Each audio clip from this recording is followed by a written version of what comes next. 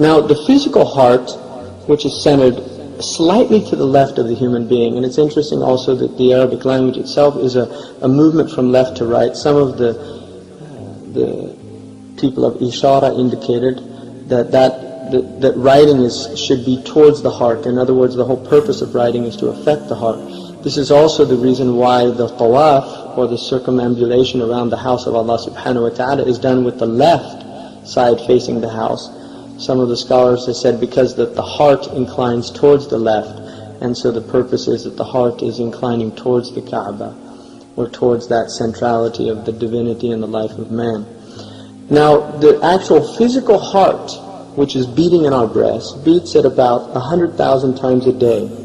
It's pumping 2 gallons of blood per minute and over 100 gallons per hour. If you actually took 100 gallons of water and moved them physically with your body from one place to another, by the end of it you'd be quite exhausted. And yet this human heart is pumping 2 gallons of blood per minute, over 100 gallons per hour, 24 hours a day, 7 days a week, 365 days a year, for an entire lifetime.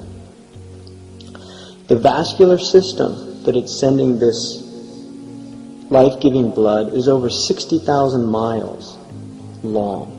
In other words, more than 2 times the circumference of the earth. So the blood is actually being forced through the body over 60,000 miles of vascular system in the human body. Now, one of the interesting things also about the heart is that we know that it actually starts beating before the brain is formed, which means that the heart has its own beat. In other words, the heart itself begins to beat without any central nervous system. Now, the dominant theory is that the central nervous system is what's controlling the entire human being from the brain. And yet we know now that the nervous system does not initiate the beat of the heart, that it's actually self-initiated, and we also know, or we would say initiated by Allah subhanahu wa ta'ala. And also we know now that the entire heart, all of the connections to the brain can be severed in a heart transplant, and another heart can be put into a human being's body, and the heart continues to beat without any connection to the brain whatsoever, because we cannot regenerate nerve cells. So the fact that the heart itself is not only the center of the human being, but it is not beating because of the brain, because of the central nervous system.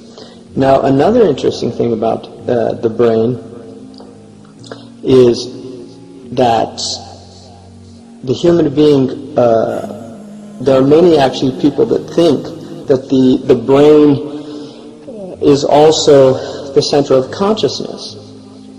And yet the Quran very clearly states, لَهُمْ قُلُوبٌ لَا يَفْقَهُونَ بِهَا. They have hearts that they're not able to think with, or they're not able to understand with.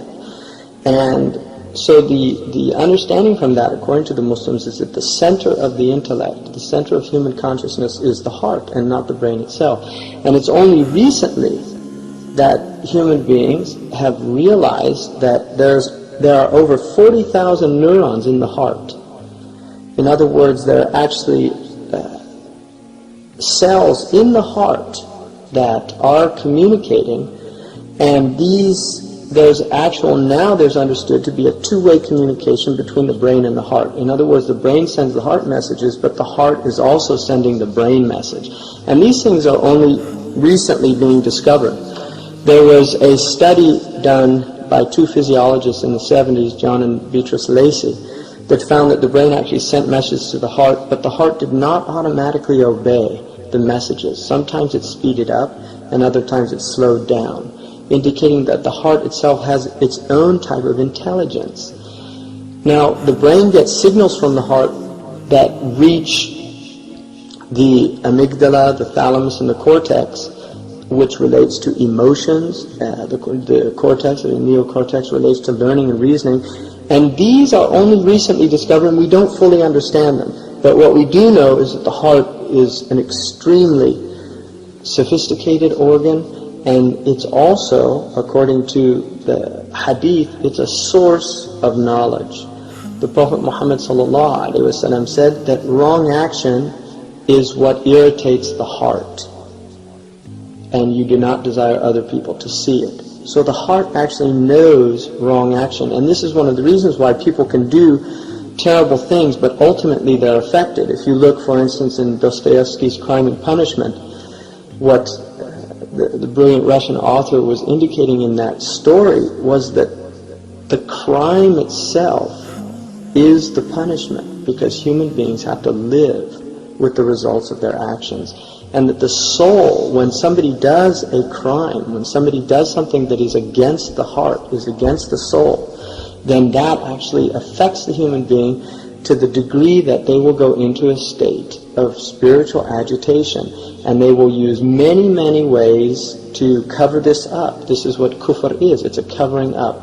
They will use alcohol, they will use drugs, they will use sexual experiment, they will use all seeking power, seeking wealth, seeking fame, all of these ways to try to basically to go into a state of heedlessness, into a state of submersion into the world that makes us forget our essential nature, that makes us forget our hearts.